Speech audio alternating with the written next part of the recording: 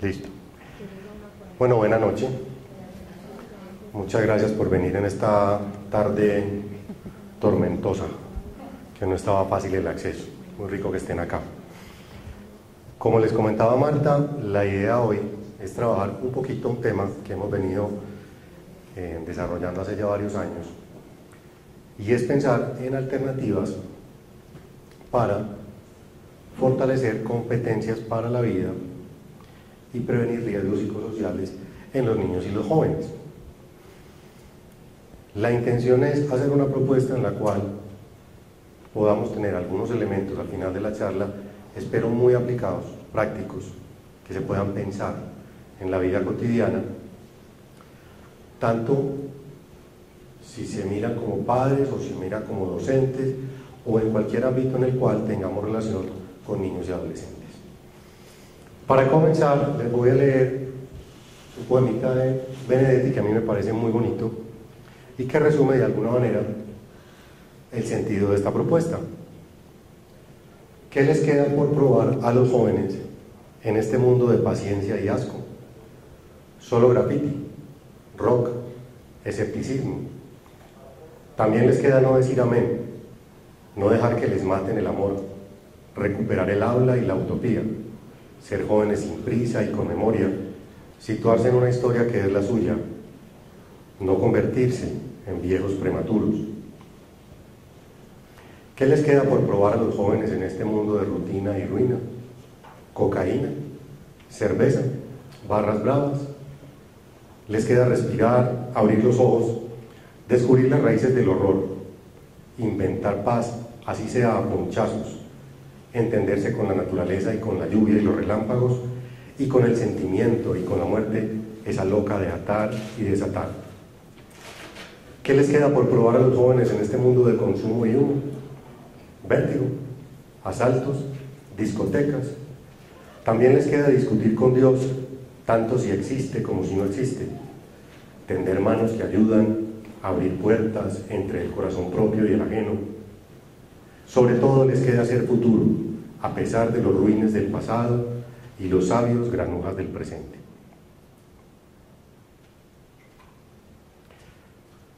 Con esta introducción recojo la idea que les estaba diciendo ahorita. Mirar algunas estrategias que podemos implementar con niños y adolescentes para fortalecer las competencias para la vida, focalizando menos en el problema y más en el potencial. Como ustedes ven, yo planteo ahí, de alguna manera, algún énfasis en suicidio e ideación suicida, aunque solo va a ser en algunos sectores. En general vamos a mirar, o voy a presentarles, competencias relativas a todos los riesgos psicosociales, por lo menos más prevalentes hoy. ¿Cuáles van a ser los temas? El primero, tratar de pensar en qué mundo estamos nosotros y en qué mundo están los pelados. ¿Cuáles son los cambios que vivimos en los últimos 25, 30 años que hacen que haya diferencias tan marcadas en diferentes ámbitos? Luego de pensar esta diferencia contextual, vamos a mirar algunos riesgos psicosociales asociados a la época. Algunos, no todos. En un resumen bastante condensado de lo que podrían ser riesgos psicosociales hoy. Luego viene la propuesta. La propuesta está basada en una teoría que es el interaccionismo simbólico, en la cual se considera que lo que nosotros vivimos, lo que a nosotros nos pasa, lo que nosotros somos, solo puede ser comprendido en la interacción. Así, desde la interacción se crean riesgos psicosociales y por ende, desde la interacción, y esa es la propuesta, se pueden prevenir los riesgos psicosociales. Y finalmente vamos a mirar en el espacio que nos quede para algún tipo de comentario o de inquietud. Entonces vamos a mirar el cambio de época, la primera parte. Yo propongo algo, y es que los adultos no vivimos nunca en el presente. Los adultos vivimos en el pasado y corremos detrás de los pelados a ver si de pronto algún día podemos alcanzarlos o por lo menos acercarnos al presente que ellos viven. El ejemplo más evidente de eso es la tecnología. Compren un celular e intenten ponerlo a funcionar solos. Muchísimas veces lo que sucede es que uno se encascara con ese celular y no sabe qué hacer. Llega un pelado que tiene 9 o 10 años, que nunca ha visto ese celular, lo destapa y por alguna extraña razón es capaz de armarlo y ponerlo a funcionar. Ellos viven en el presente, nosotros vivimos en el pasado y ocurre en todo, ya lo vamos a ver. Voy a presentarles algunas ideas frente a cómo era el mundo para nosotros, cómo sigue siendo el mundo para nosotros y cómo es para los muchachos. ¿Qué diferencias hay entre lo que vivimos antes y lo que vivimos hoy? Y cuando digo lo que vivimos antes y lo que vivimos hoy, no estoy hablando de 50 ni de 100 años. Aquí hay diferencias que pueden ser de 5, de 10 o de 15 años, pero son diferencias tan marcadas que nos obligan a nosotros a ubicarnos en un lugar diferente frente a ellos. La primera, el mundo y sus límites. ¿Cómo se acercaba un pelado al mundo o un niño al mundo? Casi siempre, primero, a través de la casa, era como el primer referente, donde aprendía sus límites, luego iba extendiendo ese referente hacia la familia, progresivamente luego de la familia, estaba el colegio o el barrio, esto era progresivo, lentamente se iba acercando a cada uno de estos espacios y a través de los amigos iba conociendo el mundo. ¿Cómo lo conoce hoy? La casa interrogada. Todavía no sabemos bien si realmente un muchacho puede hablar de tener un hogar, hablando de casa no como el coco, o no lo puede tener cuando el papá y la mamá trabajan, llegan a las 9 de la noche, en el mejor de los casos. Alguien lo cuida, puede ser una nana, la abuela, el vecino, alguna persona se encarga de cuidarlo. Ellos entran desde muy pequeños al mundo virtual, o sea, el mundo los empieza a invadir y eso genera en parte unas relaciones que a los ojos de los adultos son relaciones superficiales. Entonces, en la primera hay una inmersión progresiva al mundo y en esta hay una inundación del mundo al niño. ¿Cómo era la comunicación y cómo es la comunicación? Nosotros teníamos, cuando estábamos pelados, más jóvenes, una comunicación de tipo mediato, una comunicación que se demoraba. Si uno quería saber algo de la tía en Estados Unidos, le mandaba una carta. Generalmente la carta se demoraba, ¿qué? 15 días. Si en Avianca no se perdía. Ahorita, ¿cómo se comunica uno? De una manera inmediata. Ahorita vamos a ver algunos ejemplos. Las relaciones eran verticales, se sabía quién mandaba, no se discutía. Las relaciones ahora son horizontales.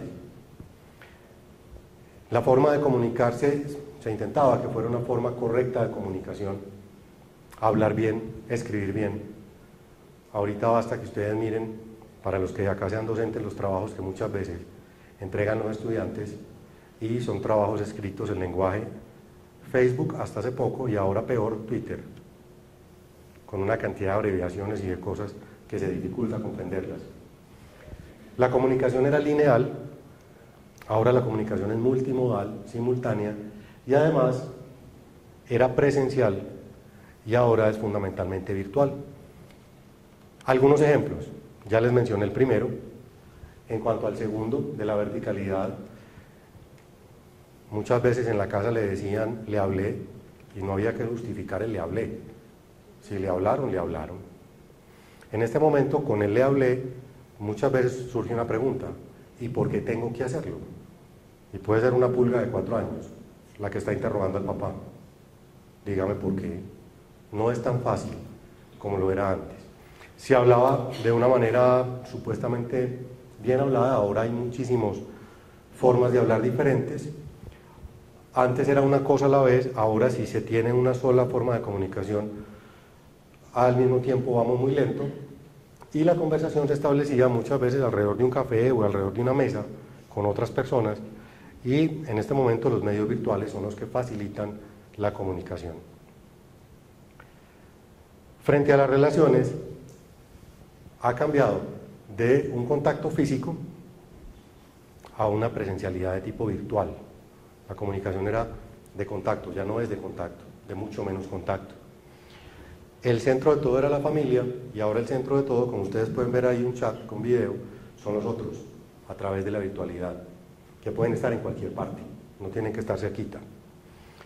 Había pocas amistades o pocas relaciones y ahora hay, siendo muy distintas, muchísimas relaciones. Tengo 2.500 amigos en Facebook, me siguen no sé cuántos miles en Twitter, es diferente. Y eso implica que las relaciones eran trascendentes, pocas pero trascendentes, y ahora son muchas, pero cambiantes.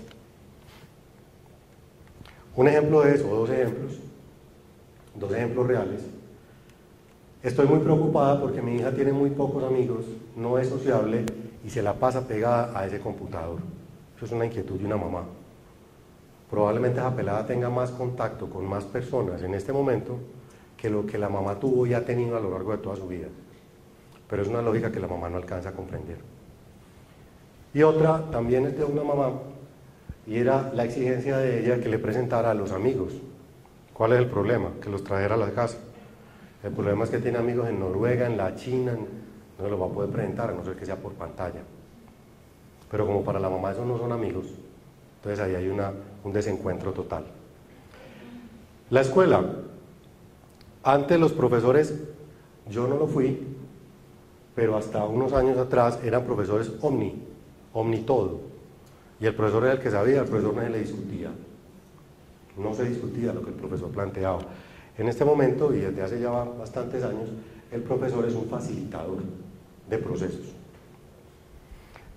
Se daba instrucción, uno hablaba, el pelado copiaba, aprendía de memoria, repetía, y mientras más parecido fuera lo que repetía, lo que uno había dicho, iba bien. Eso no aplica ahora, porque es autoformación. Había muy pocas fuentes, de hecho, aún se hace, pero cada vez aplica menos. Estaba el libro de historia para seguir todo el año, el libro de geografía para seguir todo el año, el libro de... En este momento es muy difícil hablar del libro, porque las fuentes son todas. Y es muy difícil agotar las fuentes. Y finalmente, la escuela era un lugar cerrado, no estaba abierto al mundo. En este momento la escuela es un lugar abierto al mundo, sirve de puente hacia el mundo. Algunos ejemplos: un pelado que le dice en clase a la profesora, cuando ella está diciendo alguna vaina, él levanta la mano y le dice que eso no es así, que él leyó en internet que lo que ella dice ya no es cierto. Eso hace 30 años no pasaba, no ocurría, y si ocurría lo mandaban donde el que manejaba disciplina, fijo. Hoy puede ocurrir que lo que la profesora o el profesor esté diciendo, o lo que estemos diciendo, ya esté desactualizado, y algún pelado encuentre algo más actualizado. Otra de la escuela abierta, hay un curso de ese tema en una universidad noruega y lo voy a tomar. Y toman el curso en una universidad noruega. Ayer salió en El Tiempo, creo, que hay 200 universidades de las mejores del mundo que van a poner a disposición de cualquiera cursos virtuales para el que los quiera coger en cualquier parte del mundo. Eso no pasaba hace algunos años. Y una que es de un pelado un poquito mayor, pero que cuestiona la situación de los adultos, y es a una persona que lo ponen, a un grupo que lo ponen a ir a una institución. Una pelada no va a la institución, pero hace el trabajo. Cuando la llaman porque pareciera que hizo fraude, ella explica que ella no hizo fraude, que ella grabó la ida, ¿cierto? Tenía la forma de estar en vivo a través de video y grabó, y a partir de ahí hizo el trabajo. Eso es una diferencia grande, eso no lo habríamos hecho nosotros, por lo menos en la época de bachillerato.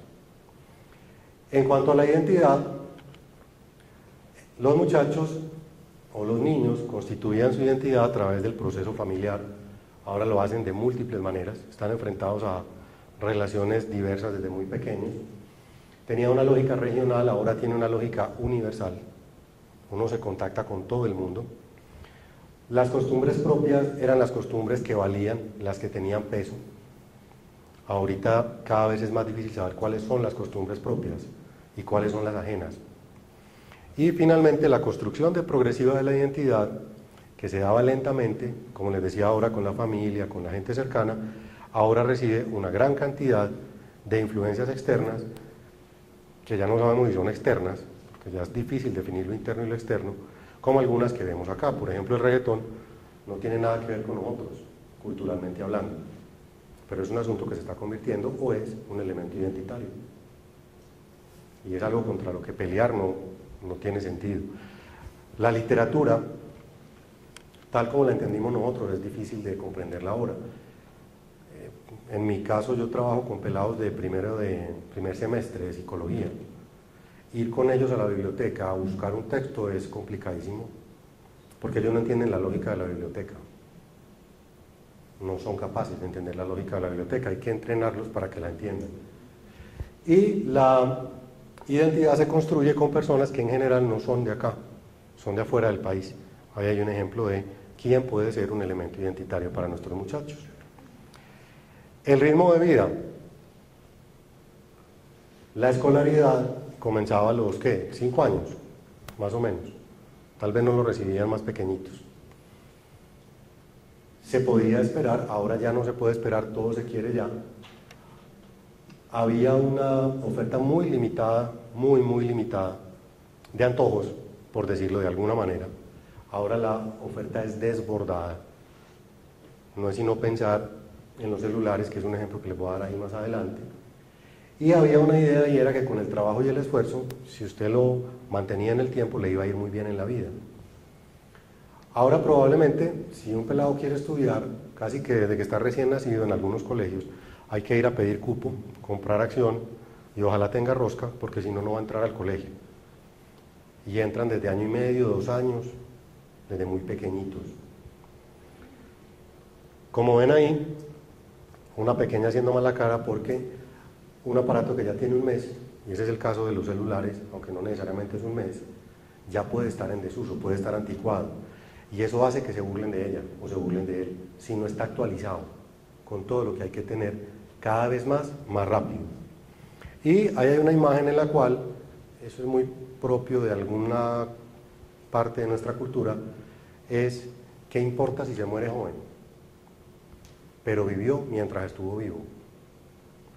Como decía por allá un profesor hace mucho tiempo de filosofía, él decía el consejo del papá para el hijo: consigue dinero honradamente, hijo mío. Y si no honradamente, consigue dinero, hijo mío. Y eso es una lógica que nosotros tenemos, al menos en parte de nuestra cultura. Los límites, que son tal vez el asunto más problemático, siempre lo han sido, eso no es ahora, pero ahora es muy difícil. Límites frente al conocimiento, no hay límites en el conocimiento.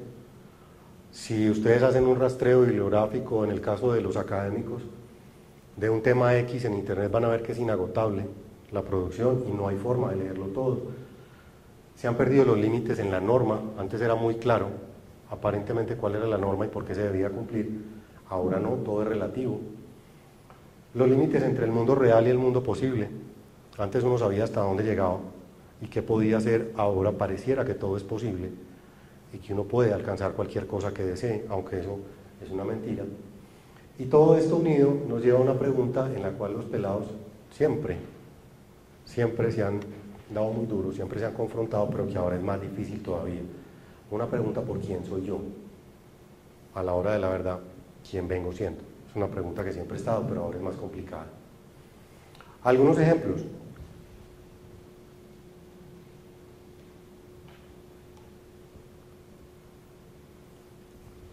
Una señora haciendo fila en un banco le va a dar el tetero al pelado, y entonces la forma de darle el tetero, porque el pelado no quería, era suplicándole que por favor le aceptara tomarse el tetero.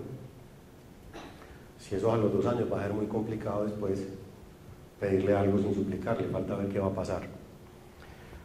Otra muy común, cada vez más, y es el comentario de una persona a otra: imagínate que Nati se va a casar. Ay, ¿con quién se casa? Con Paula. Eso hace algunos años era complicado de ver, ahora cada vez se ve más. Este es un ejemplo también real del colegio: papás que llegan tarde a una reunión X en el colegio y le dan una razón a la persona que las estaba esperando. Fue que la niña que estudia en el colegio no les prestó el carro a los papás. Y una que tal vez ustedes han vivido, y es que la rumba empieza a las 12. Entonces la pelada se empieza a arreglar a las 10 para maquillarse a las 11 para que la recojan a las 12 o a las 11:30. Y hasta hace algunos años para los adultos la rumba empezaba a las 8 o 9 de la noche. viene la pregunta, ¿usted qué va a hacer a las 3 de la mañana en la calle? Eso es un problema con los límites. Y para terminar esta primera parte, aquí hay un ejemplo real de un investigador que nos visitó en el simposio de bullying anterior, Bill Belsey, y esta es la hija de él. Miren cuántas cosas está haciendo esta peladita al mismo tiempo. Miren que tiene abierto el chat, tiene abierto internet, está haciendo, parece una tarea, tiene 3 controles, aquí se alcanza a ver una diadema y por allá tiene otra. Yo creo que a muchos de nosotros nos enseñaron que si uno no hace una cosa a la vez, no la hace bien.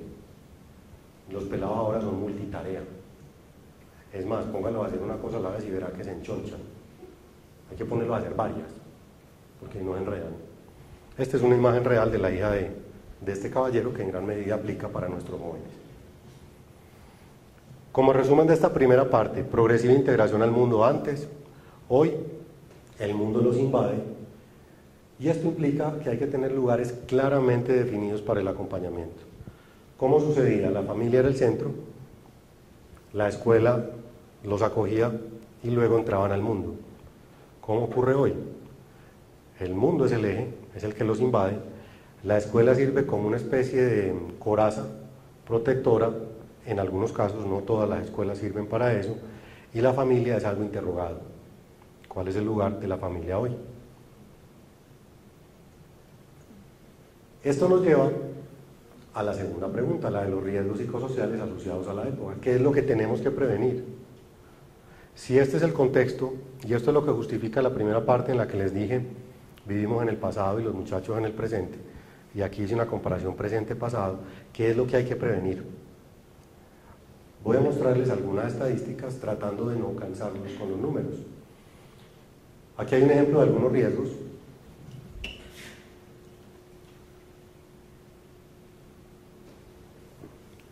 Accidentes, bajo rendimiento académico, droga y alcohol, sexualidad temprana, suicidio, hay muchísimos riesgos que podrían ser intervenidos. Estas son algunas estadísticas que no les voy a dejar. Y vamos a mirar, por ejemplo, en nuestro país, algunos de estos riesgos, cómo están hoy. En VIH, fíjense que el 3.3% de los casos ocurre en menores de 18 años, de los casos diagnosticados, que ya están reportados, con un 1.9% de transmisión perinatal. O sea, hay muchachos muy jóvenes que ya están enfrentados al VIH. En drogas y alcohol, se supone que los jóvenes consumen alcohol en un 75% y los adultos en un 95%. Eso tiene que ver con los roles y ahora los vamos a ver. Uno imita lo que ve y es muy difícil que si el 94% de los adultos consuma alcohol, los pelados no consuman alcohol. En el tabaco pues, las tasas están más o menos similares, 46% jóvenes, 48% adultos. Miren los tranquilizantes. Los jóvenes consumen casi en un 10% y estoy seguro de que estas cifras son inferiores a las cifras reales. Y la marihuana igual, sigue siendo la droga de entrada a las drogas más fuertes. En cuanto al fracaso escolar, pues ni se diga, la deserción es muy alta, son pelados que pierden muchísimas materias, que entre comillas no aprenden. Los que lo recibimos en educación superior, tenemos la misma queja que los que lo reciben en bachillerato, imagino, y es que pareciera que hubieran pasado los años anteriores haciendo nada, porque llegan llenos de vacíos. Y al 20%, según las estadísticas en el país, no les agrada el estudio, no les gusta el estudio. En la delincuencia, pues, cada día pelados más involucrados en problemas, en delitos, en robo, asesinato. No sé si vieron el fin de semana un pelado de 17 años que quedó en cámara, lo filmaron, le pegó 2 tiros a un negociante o a un comerciante y es un menor de edad. Eso nos toca a nosotros porque implica repensar lo que es un menor de edad. Problemas en relaciones de pareja todas, noviazgos problemáticos, muchachos que se maltratan, rupturas frecuentes, muchas veces embarazo no deseado, en muchas ocasiones embarazo no deseado. Y algo que encontramos en una investigación que hicimos hace 2 años, una investigación con 1000 muchachos, ahora les voy a mencionar algo sobre eso, en Medellín, y es la aparición de un asunto que no es nuevo, pero lo vimos muy palpable en Medellín, y es el que tiene que ver con los juegos peligrosos. Nosotros lo denominamos un tipo que se llama lúdico experimental.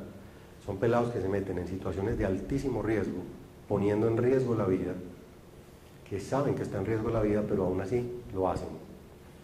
El ejemplo más obvio: suben a Palmas, a la bicicleta le quitan los frenos, los tenis los forran en suela en caucho de llanta, ojalá ponerle más peso a la bicicleta soldando metal y déjese ir.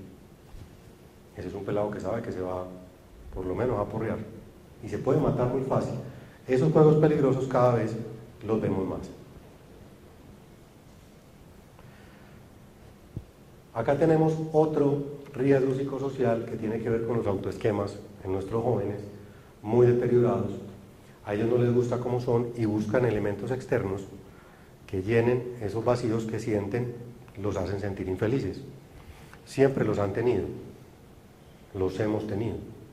¿Cuál es el rollo? Que ante el cambio de lógica social, donde cada vez hay más exigencia, cada vez se pide más en un mundo cambiante, cada vez es más difícil satisfacer lo que el muchacho tenga, lo que el mundo ofrece. Antes a uno le daban un carrito y probablemente el carrito del niño Dios le duraba varios meses para jugar.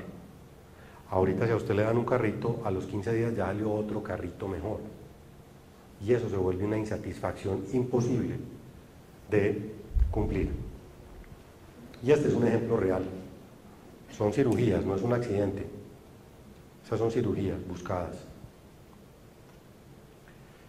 Y en el tema del suicidio tenemos una problemática muy seria con nuestros jóvenes, entendiendo que es una de las 3 primeras causas de muerte en el mundo, entre jóvenes de 15 a 44 años, que para el 2020 va a aumentar en un 50%, va a pasar de 1 millón a 1,5 millones de casos confirmados de suicidio, sabiendo que el número de casos confirmados de suicidio presenta un registro muy inferior a la realidad.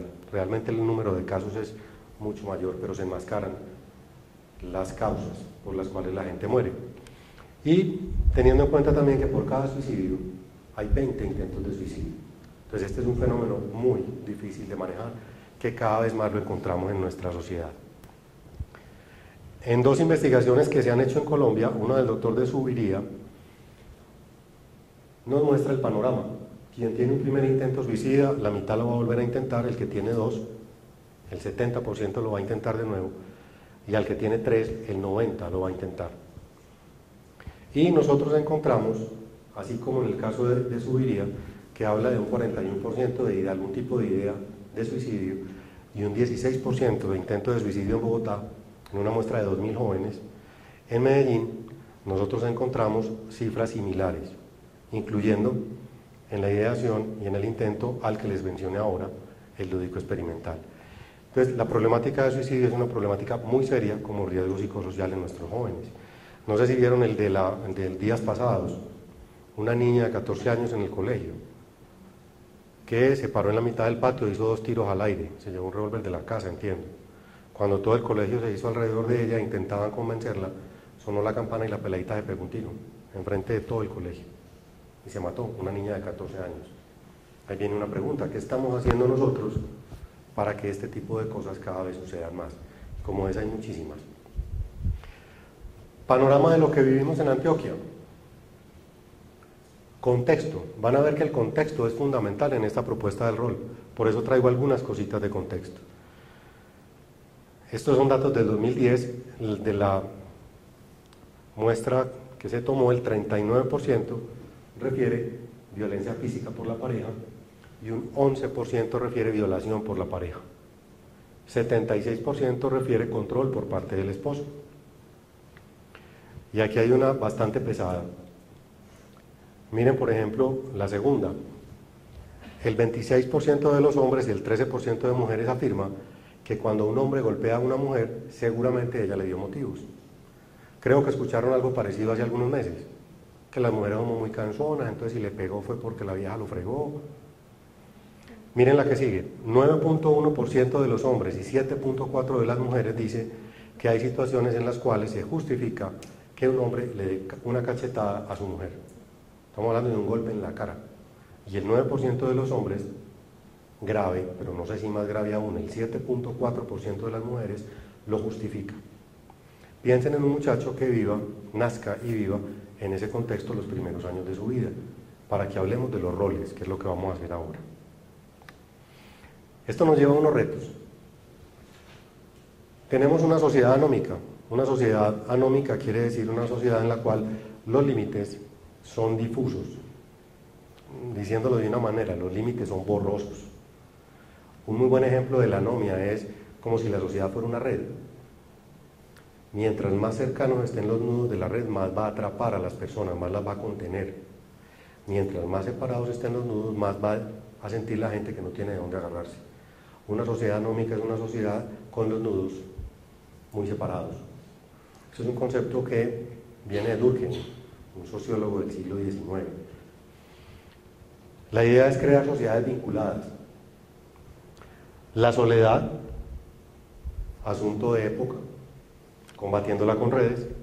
La permisividad, tratando de modificarla a través del establecimiento de límites claros. La aleatoriedad, muy propia de lo que Lipovetsky denominaría la posmodernidad, a través de la norma. La información que nos invade, nos satura, a través del ejemplo o la comunicación. La inmediatez, a través de la tolerancia a la espera, modificándola. Y la levedad, a través de una lógica en la cual existan, de alguna manera, consecuencias. Vamos para la tercera parte. Luego de haber mirado antes y hoy, vivimos en el pasado, los muchachos viven en el presente, cuáles son los cambios. Luego de eso, ver cuál es el contexto hoy, a los ojos de los adultos, cuál es el medio en el que nuestros muchachos están creciendo, niños, adolescentes están creciendo y se están formando, para pasar a una propuesta. La propuesta es, bueno, tenemos estas características, estas problemáticas, ¿qué podemos hacer? El podemos hacer puede tener muchísimas respuestas diferentes. Yo voy a proponer una que está fundamentada en el interaccionismo simbólico. Voy a presentarles un poquito de la teoría para luego hacer la propuesta, pero va a ser un poquitico de teoría, solo para dar la idea. Yo retomo un autor que fundamentalmente dice que las personas actúan de una u otra manera según lo que las cosas o los signifiquen para él. Mejor dicho, nosotros actuamos de una u otra forma según el significado que le demos a las cosas. Es el significado el que modula y motiva el comportamiento. El significado no está dado per se, el significado se construye en la interacción. Yo actúo por el significado que le doy a las cosas, ese significado lo construyo con otras personas y por ende, si lo construyo con otras personas, lo puedo cambiar a través de la relación con esas mismas personas. Si se construye entre varios lo podemos cambiar. Entonces, lo que yo creo que soy, lo que creo son los otros, lo que creo es el mundo, a la hora de la verdad lo que creo es bueno y malo, todo eso, mis ideales, termina siendo un emergente de los vínculos que yo establezco con las otras personas, de las redes que establezco con otros, y como lo vamos a ver, de los cuentos en los cuales yo vivo. Todos vivimos en un cuento. Ahorita vamos a ver el ejemplo del cuento para ver cómo lo podemos cambiar. Aquí yo pongo algunos ejemplos de redes. Los otros significativos son esas personas que se convierten en referentes fundamentales para mí. No tienen que ser el papá y la mamá, son personas absolutamente importantes en la vida de esa persona que se convierten en referentes identitarios. Puede ser el papá, puede ser la mamá, pero puede ser el portero del colegio. Los otros organizados, que desde la teoría serían la escuela, la familia, las normas, porque realmente no es la escuela el coco, sino las normas que se dan en la escuela, todos esos referentes simbólicos, o en la familia, y el otro organizado que son los referentes sociales más amplios, muchísimo más amplios. Pero esto es teoría, lo que importa es saber, los significados son los que hacen que yo le dé las cosas, son los que hacen que yo actúe de una u otra manera. Esos significados los construyo con los otros. Si los construyo con los otros, los puedo cambiar con los otros. Y ahí es donde está el poder del interaccionismo. Como lo dice acá, llegamos a ser y somos lo que somos inmersos en juegos de roles, o sea, en cuentos. A partir de la trama que ocupamos en el cuento es que nosotros vivimos. Nosotros ocupamos una trama en diferentes cuentos. Voy a ponerles un ejemplo. ¿Ustedes se acuerdan del cuento de Caperucita Roja o no? Sí, o está muy lejos ya Caperucita Roja. Entonces recuerden, la mamá le dice a la peladita que le lleve a la abuelita. Hay versiones de pastelitos, ¿cierto? Entonces que le lleve pastelitos, la peladita va, todo el rollo. Si lo recuerdan, no se los voy a leer. Entonces vamos a mirar la teoría del interaccionismo simbólico y ver cómo podemos cambiar una situación a través de los roles. Si yo les preguntara a ustedes ¿cuál es el cuento de Caperucita Roja? Probablemente la mayoría de ustedes daría una versión más o menos aproximada a la historia. Sería difícil que hubiese versiones muy raras, muy voladas, probablemente no leyó bien el cuento. Pero hay una versión de Caperucita Roja. Ese es el cuento, la trama en la cual se ubican los actores. Hay un cuento, y en el cuento hay actores. Y los actores tienen roles. Ellos tienen que cumplir los roles porque si no cumplen los roles, la cosa no marcha. Entonces, ¿cuáles son los roles? Vamos a pensar en Caperucita. Nos toca que Caperucita sea ingenua, inocente y que esté en el lugar de la víctima, al menos en una parte del cuento. Necesitamos un lobo que sea hambriento, esté hambriento, que tenga malas intenciones y que sea malicioso. Necesitamos un cazador que sea muy valiente, muy decidido, y necesitamos una abuelita que de pronto es alcahueta y por lo menos muy amada por Caperucita. Ahí me faltan personajes, pero fíjense que cada uno de ellos tiene unas características que son necesarias si queremos que ese cuento se mantenga. ¿Qué pasaría entonces si en el cuento Caperucita no fuera ingenua, sino que fuera bien maliciosa? Y cuando estuviera llegando a la casa de la abuelita viera pisadas, viera que de pronto la puerta está entrecerrada, le oliera raro y dijera, no, yo aquí no entro, me voy ya, y se fuera. Si ella cambia su rol, se tira el cuento. Y esa es la propuesta que yo les quiero hacer hoy. Cuando trabajen con niños, con pelados, con adolescentes, ¿cuál es el cuento en el que ustedes están? ¿Cuál es el rol que ocupan? ¿Cómo ese rol hace que ese muchacho signifique el comportamiento de una u otra forma?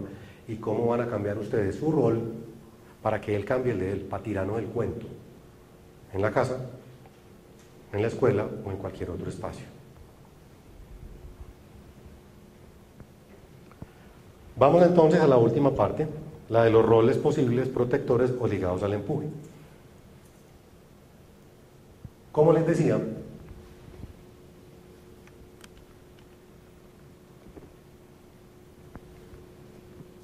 todos nosotros vivimos en un cuento. El cuento de cómo debe ser mi familia, entonces yo tengo un cuento montado. Idealmente si le pregunto a mi pareja me va a decir que ese es el mismo cuento. Si tenemos cuentos muy distintos estamos embalados, pero debe ser más o menos igual. El cuento de cómo debe ser mi trabajo en el salón de clase, el cuento de cómo debe ser mi lugar de trabajo. Todos vivimos en cuentos y en esos cuentos ocupamos un lugar con roles y los otros también. Si yo me pregunto en ese cuento, ¿qué es lo que yo quiero lograr? ¿Cómo quiero que funcione el cuento? Lo podría hacer de esta manera. ¿Cuál es la historia que yo quiero escribir para mis hijos? Así como Caperucita Roja tiene una historia, ¿cuál es la historia que yo quiero escribir para mis hijos? ¿Cuál es el cuento? ¿Cuál es la historia que quiero construir para mis alumnos? O en cualquier otro espacio. ¿Cuál es esa historia? Y luego podría preguntarme qué roles podría asumir dentro de esos cuentos para facilitar que la historia se cumpla. Yo les voy a presentar hoy algunos roles que hacen que la historia no se cumpla. Yo sé que no es lo ideal presentarlo en negativo, pero a veces es más ilustrativo. Algunas preguntas guía: ¿cómo le enseño? ¿Cómo le pongo límites según la lógica del contexto? ¿Cómo dejarlo volar sin que se pierda? ¿Cómo le ayudo a construir su identidad en medio de la multiplicidad que vivimos? Vamos a mirar algunos de esos roles. Les decía, roles que idealmente no deberían ser presentados desde lo negativo, pero que son roles en los cuales muchos de nosotros estamos al relacionarnos con niños o adolescentes y hacemos que desde ese rol los riesgos psicosociales se incrementen, sabiendo que si cambiamos el rol, cambiamos el cuento y los roles van probablemente a hacer que el riesgo disminuya. Aquí hay algunos, yo les voy a presentar 5 roles, puede haber muchos más. El primer rol es el rol del chévere, del bacán. El chévere es papá, profesor, no importa, que nunca dice no, que todo lo acepta, que nada lo cuestiona, que siempre está ahí para lo que el pelado pida, que cuando alguno le pone límite, él siempre va a decir, es que es muy cansona, venga, vamos, venga, yo lo acompaño, no le pare bolas, muy cantaletosa. Ese es el chévere cede en todo, porque el chévere no quiere asumir el costo político de poner límites. Poner límites cuesta, siempre va a costar. A los de ustedes que tengan hijos lo saben. Si le pone límite a una peladita de 13 años porque no puede ir a una fiesta por X razón, te tiraste mi vida, acabaste conmigo, me destruiste, te odio, tú tiro a la puerta. Sí, la va a odiar, más o menos 2 horas, pero la va a odiar. Y eso hay que asumirlo. El chévere no lo asume, nunca lo asume. El ausente, muy común el ausente. El ausente es la persona que todo el tiempo o está trabajando, o está ocupado, o está por fuera, o no solamente está por fuera de la casa, sino que está en la casa, pero estando en la casa está haciendo otra cosa. Entonces, el ausente, por ejemplo, llega y tiene conectado el cerebro a la punta del dedo, del control del televisor, y tú, televisión. No hay nada que hacer, murió.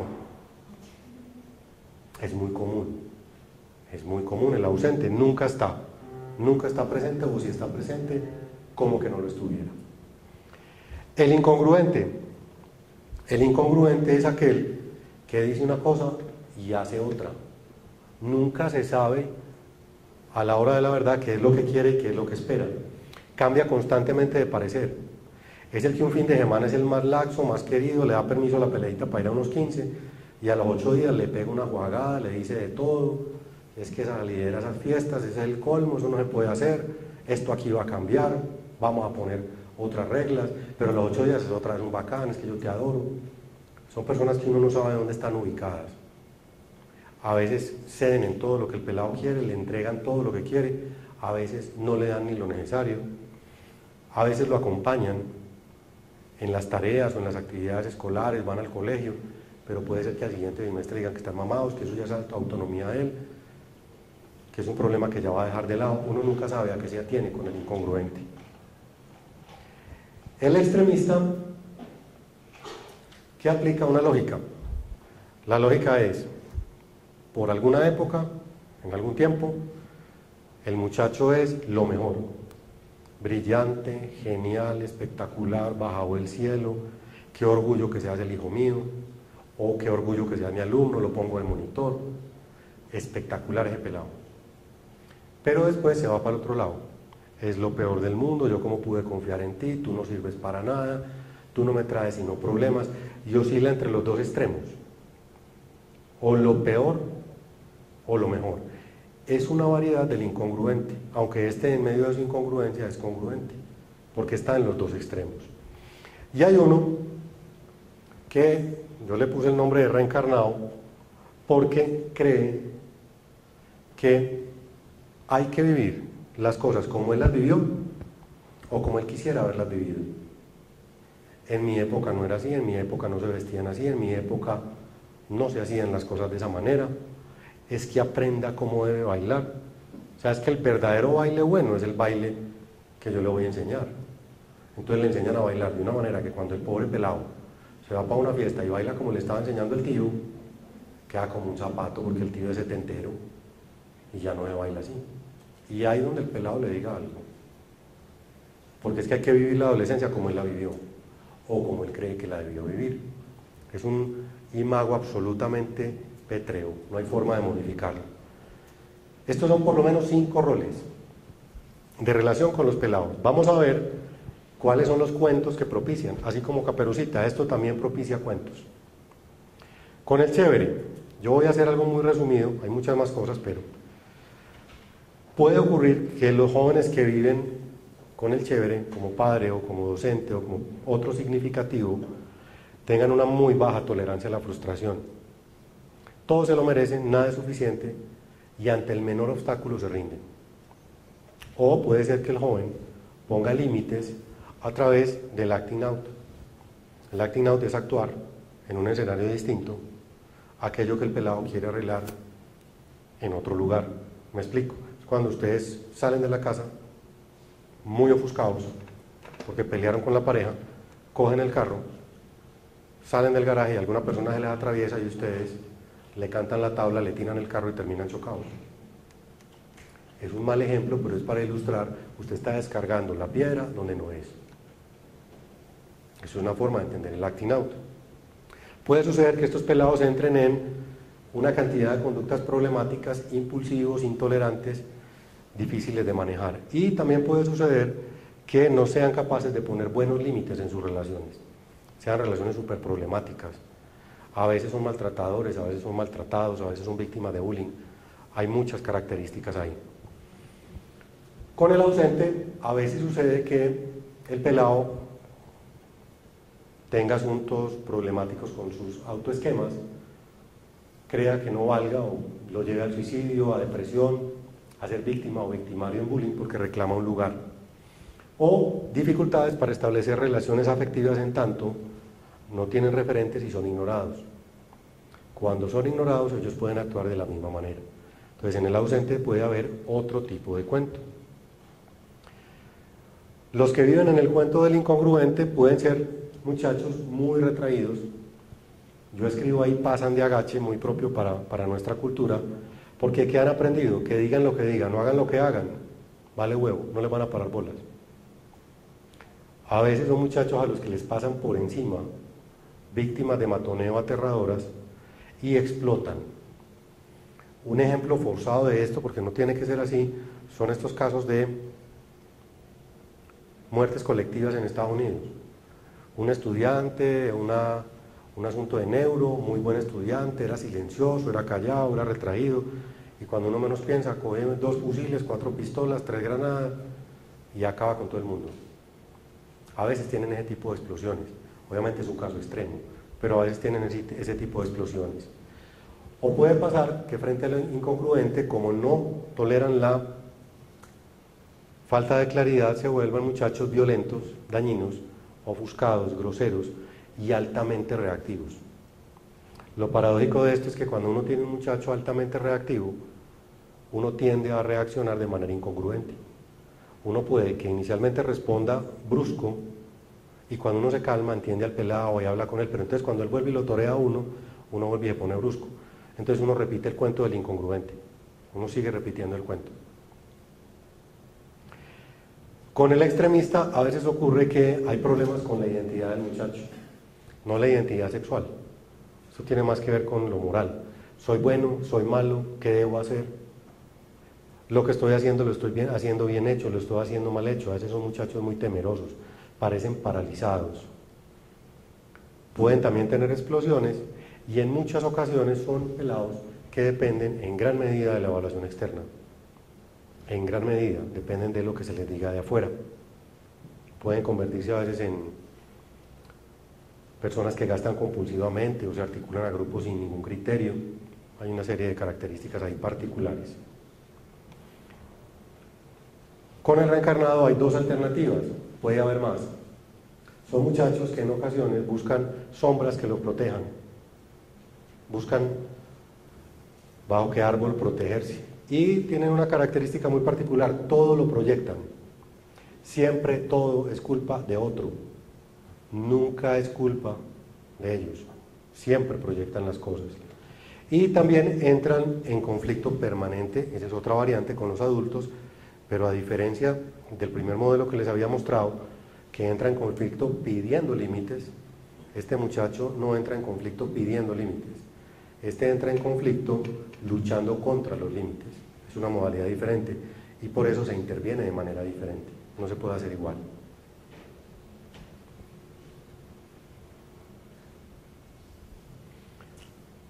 Ok, esto sería un resumen rápido de algunos cuentos creados por los 5 tipos de roles.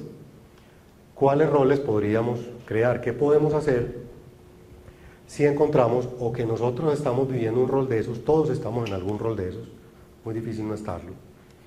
O si en nuestro trabajo vemos docentes que tienen un rol de estos, o tenemos padres que estén en un rol de estos, o familiares. Yo les voy a presentar algunas alternativas que se podrían utilizar para modificar el rol y, así como en el caso de Caperucita Roja, tirarnos el cuento, evitar que esto siga caminando.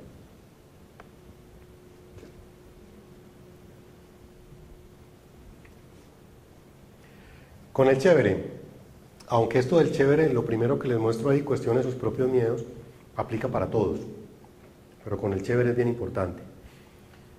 Una estrategia: apóyese en este caso en la pareja o en otros significativos, de tal manera que usted pueda acordar normas con el otro, que las normas se vuelvan normas del sistema y como normas del sistema se puedan manejar.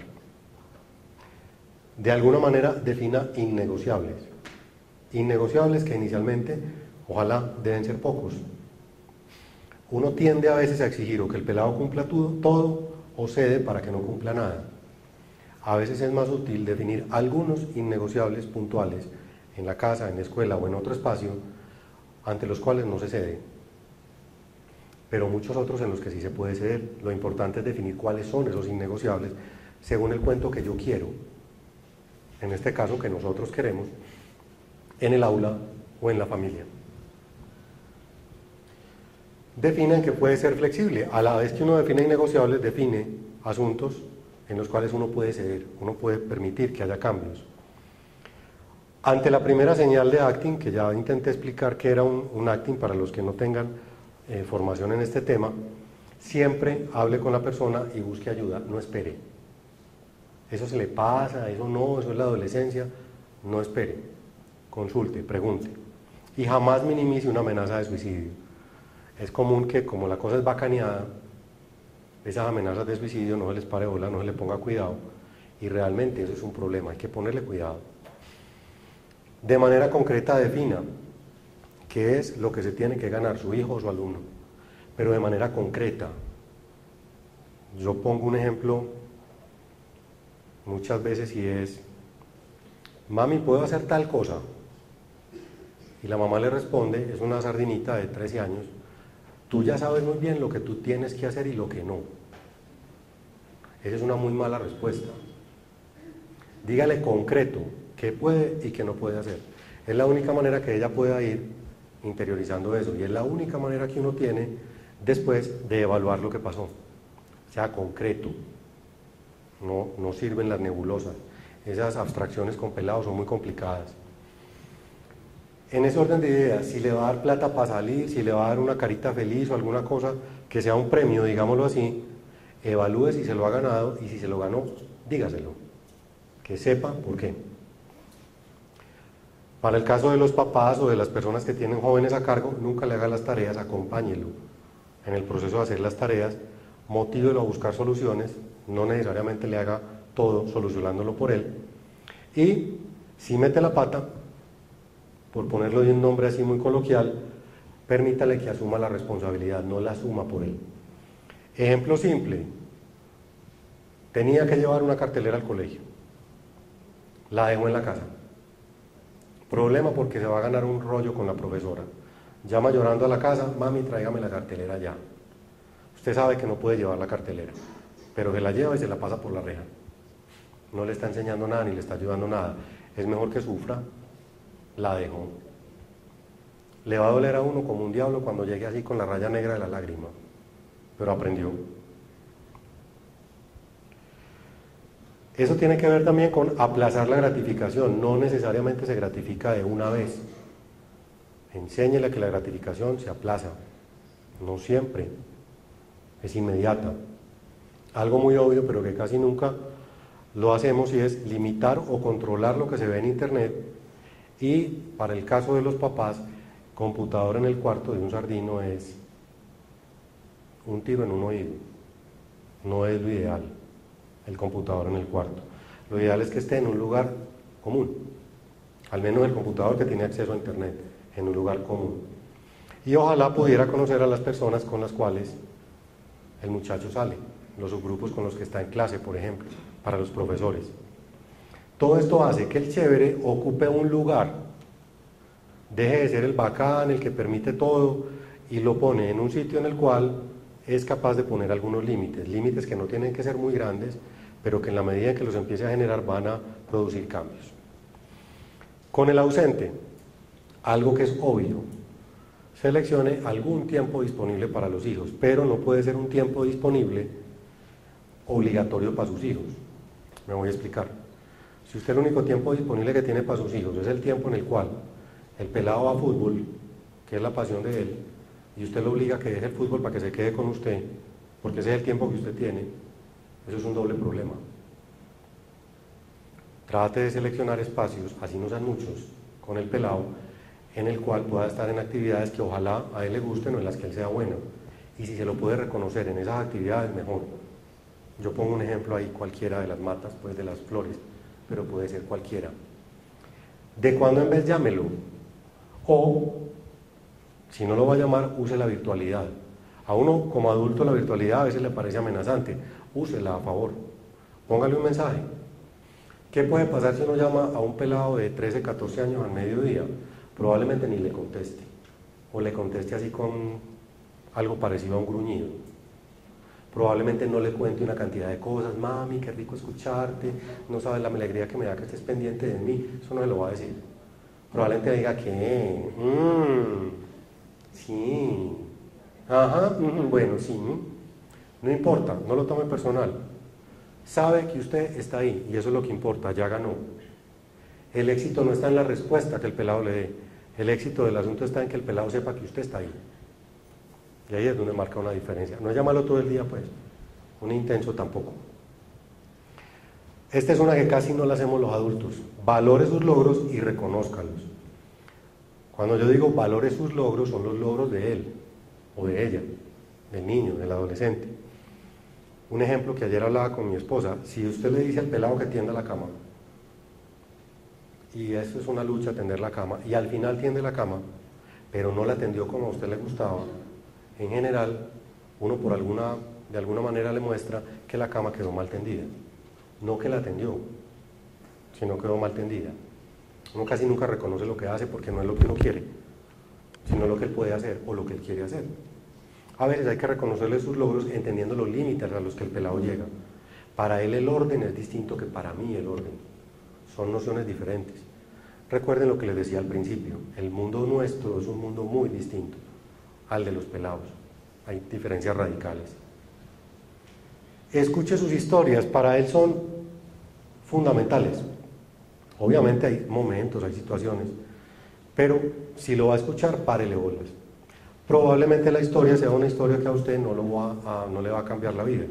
La historia de un pelado de cuarto de primaria, contándole cualquier asunto de cómo estaba jugando un partido de fútbol y de qué manera él hizo un gol, no sé si a alguno le ha pasado, pero cuenta una historia absolutamente caótica porque es desde su propia vivencia, cómo se movió, que el gordo le pegó la patada, que el otro subió, que él brincó y son 2 horas para contar que metió un gol.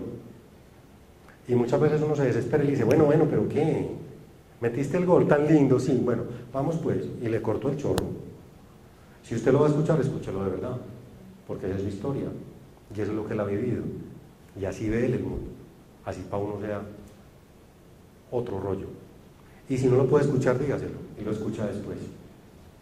Y una que es muy obvia frente al ausente es, nunca minimice lo que le pasa. El ejemplo común que se da en cualquier espacio que ustedes estén hablando, en este caso, por ejemplo, de adolescentes, si tiene un barro grande en un cachete y va para unos 15, la vida se acabó. Y uno le dice, eso es una pendejada, cuando yo estaba en la edad suya, venga, yo le echo base, entonces queda con un grumo de base así, vaya, se queda muy linda, no joda, no. Para ella eso es un problema serio, muy serio, muy serio. Con el incongruente, partimos de la más obvia. Si usted quiere que las cosas cambien, sea congruente, eso es fundamental.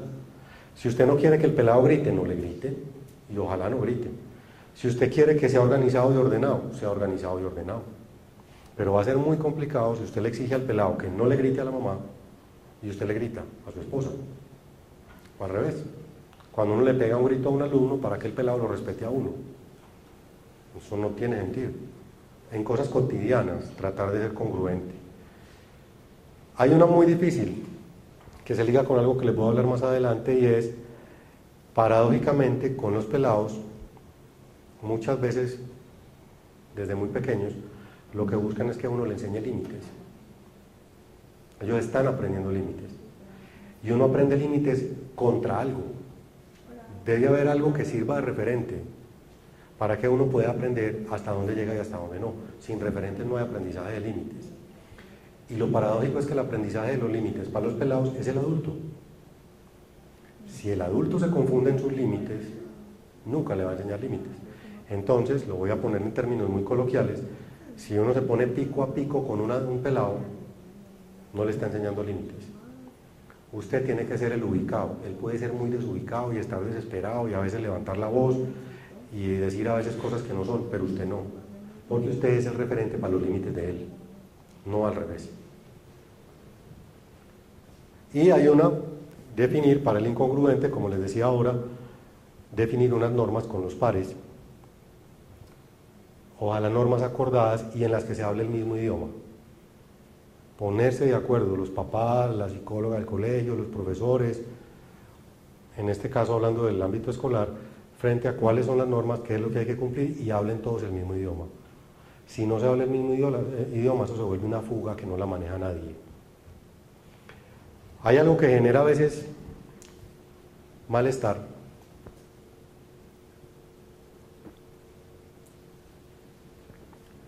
y es que si el adulto va a poner norma, la norma no se justifica, aunque sí se puede explicar, pero no se justifica. Y ahí pongo un ejemplo. Vas a entrar a la casa a X hora, a las 2 de la mañana. Dime por qué tengo que entrar a las 2 de la mañana, explícame por qué. Yo le puedo decir, explicándole por qué. Porque nosotros en la casa, la familia, tu mamá y yo, para ese caso, pensamos que esa es la hora en la que hay que entrar y aquí se entra a esa hora. O sea, los pelados entran a esa hora. Ahora, justifique por qué a las 2 y no a las 3. Es que Medellín está muy insegura, es que yo no duermo tranquilo, y uno empieza a buscar razones para justificar por qué carajos no puede ser a las 3. Perdió el año porque no existe ninguna razón para justificarlo. No hay sino una razón. Porque en nuestro cuento, esa es la hora en la que nosotros pensamos que se debe entrar. Mientras tú tengas el rol que tienes en ese cuento. No hay forma de justificar. Y a veces uno se enreda justificando. Y con muchachos retraídos, mantenga siempre contacto y trabajo en red. Siempre. Con el extremista, este ya se los mencioné, no lo tome personal. Comprenda que el pelado es ambivalente y no está peleando con usted. Muchas veces está peleando contra él y contra el mundo. Y el primer referente que tiene, que le sirve para descargarse, es usted. Y mientras más cercano sea el pelado, más va a pelear, más difícil va a ser. Eso es un problema a veces de algunas mamás que son muy cercanas a las hijas, hasta que tienen 9, 10 años. Y a los 9 o 10 años ya la peleita no le cuenta sus historias, le cierra la puerta del cuarto, le dice que no la vaya a recoger en el tesoro, no sea mañé, que la recoge abajo. Y eso es un golpe terrorífico, porque cree que se está dañando la relación, y es todo lo contrario. Está haciendo lo que tiene que hacer, usando a la persona más cercana y más confiable para aprender los límites, para que la mamá le enseñe cuáles son los límites. Otro elemento con el extremista. Recuerden que el tiempo funciona diferente para ellos y para nosotros. Muchas veces sucede que hay un tropel terrible con un adolescente, y a veces no tiene que ser adolescente, y a los 15 minutos el pelado llega como si nada. Amá, me sirve un chocolito, amá. Y usted acaba de tener un tropel y aquí a Shanghái. Es que es descarado, es un cínico, cree que yo estoy pintado en la pared. El tiempo funciona distinto. Para él el tropel ya pasó. Eso no quiere decir que uno no pueda hablar con él de eso, pero realmente no es que sea un cínico, es que la lógica temporal es diferente. Además del ejemplo, mucha firmeza y unicidad en las consecuencias, y algo que repito y repetiré, siempre trabajar en red con la misma información.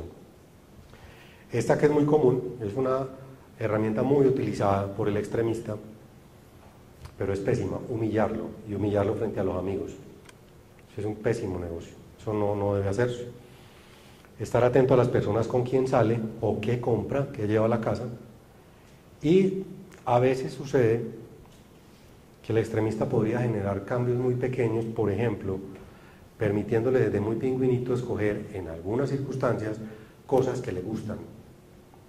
El ejemplo más común, vamos para una piñata y la niña coge los zapatos amarillos, las medias de arco iris y el overol verde, matada de la moña. Y puede suceder que el papá o la mamá le digan: usted parece un payaso, usted así no se va, se pone el vestido blanco, los zapatos de charol y nos vamos para la fiesta.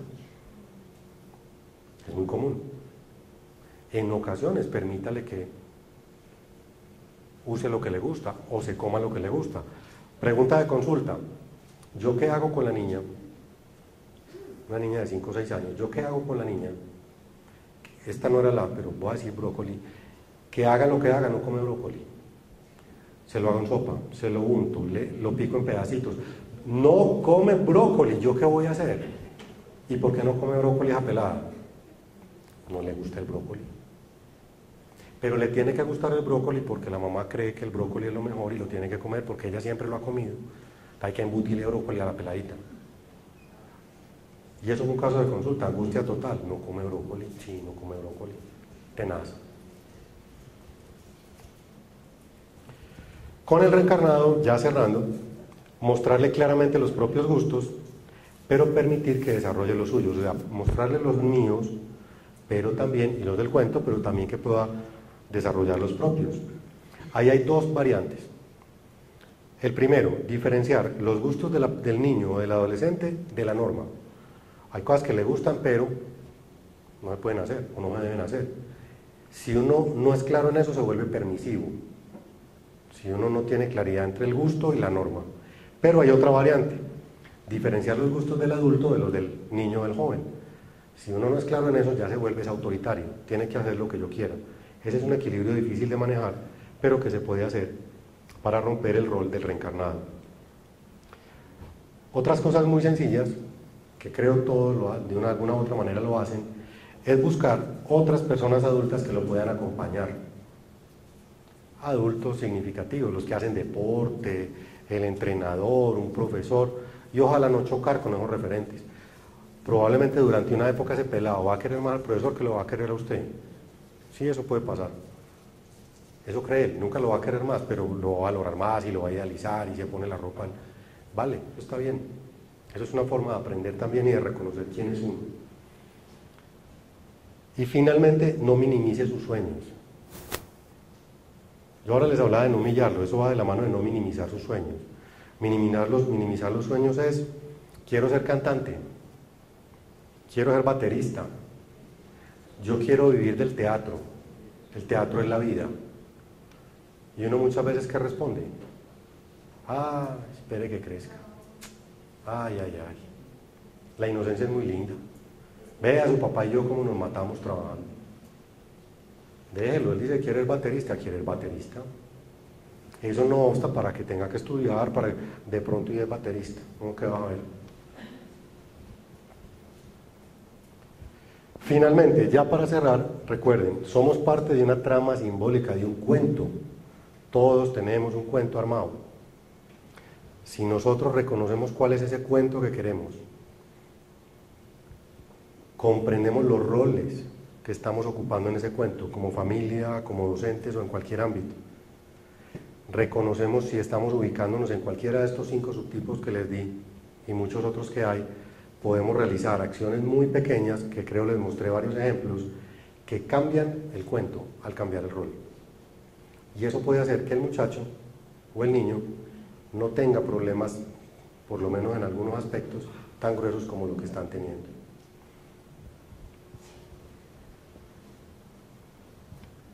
Esto sería lo ideal, ¿no? Yo les agradezco muchísimo.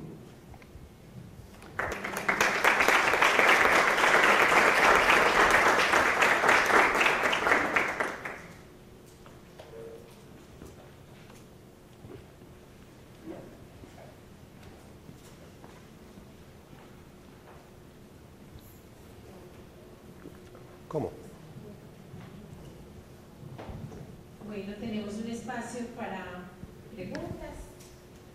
Quienes vayan a intervenir pueden hacer la señal y yo les doy el micrófono.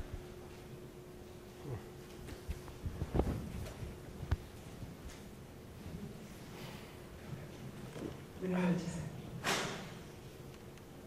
Yo creo que eso de tratar de cambiar el cuento, pero si por los escolares no nos pasamos en esas, pero lo que vemos es que no es tan sencillo, porque no se trata solamente de caer en cuenta de en qué papel tengo y cambiarlo, sino que eso tiene una historia. O sea, cada papá llega con una historia personal que no se cambia en una o dos sesiones con solo hacerlo consciente de qué papel está jugando.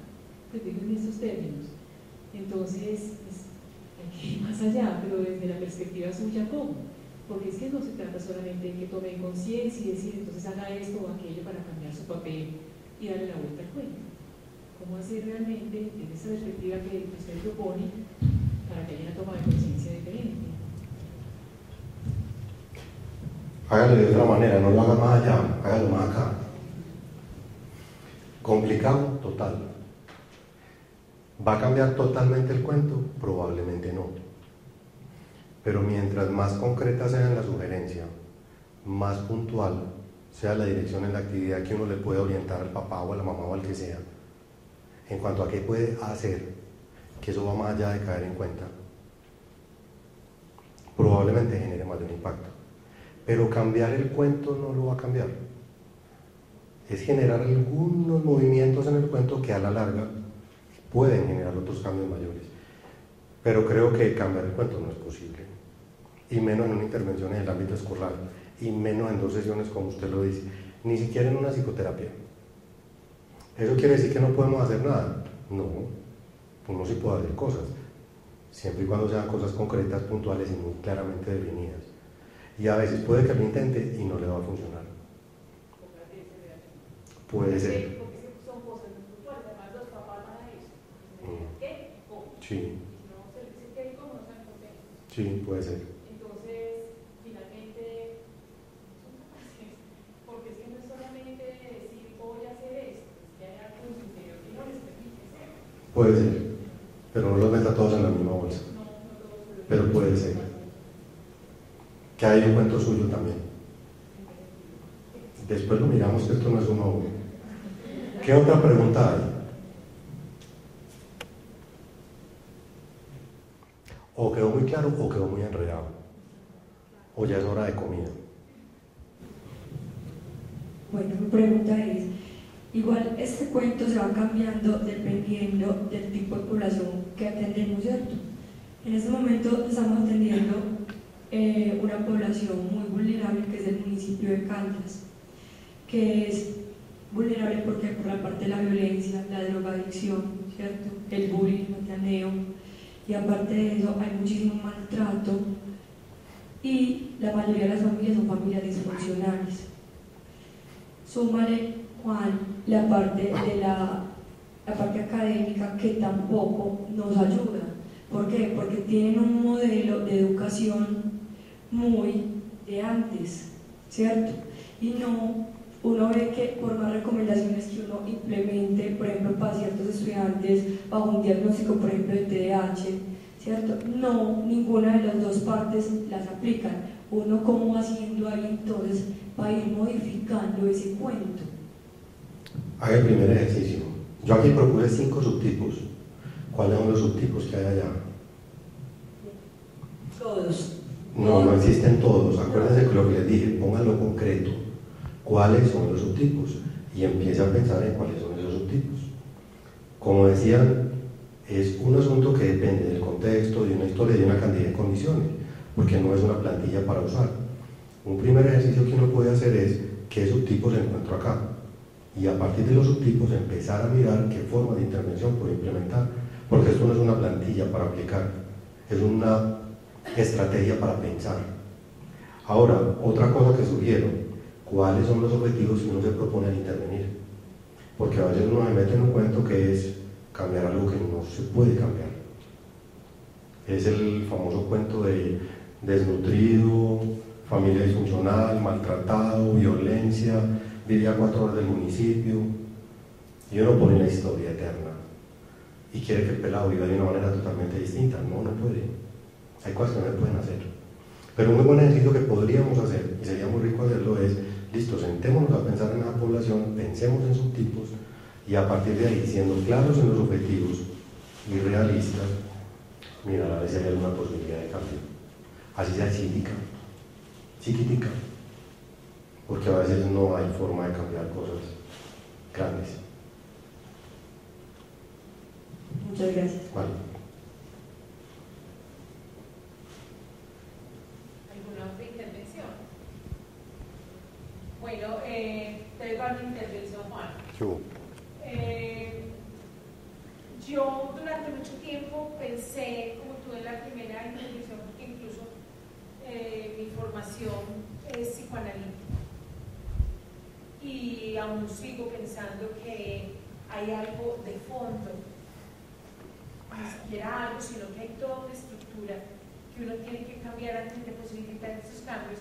Pero vale la pena también contar la experiencia como humano y ver que muchas veces estos cambios de rol sí funcionan. Es posible que no funcionen para problemas demasiado estructurales, pero a veces cuando tú entiendes algo sencillo que está pasando, por ejemplo, el ser incongruente en algún momento, y se trabaja por cambiarlo, incluso a veces por señalamiento de los mismos jóvenes, de los mismos adolescentes, ellos son los que comienzan a veces a señalarlos.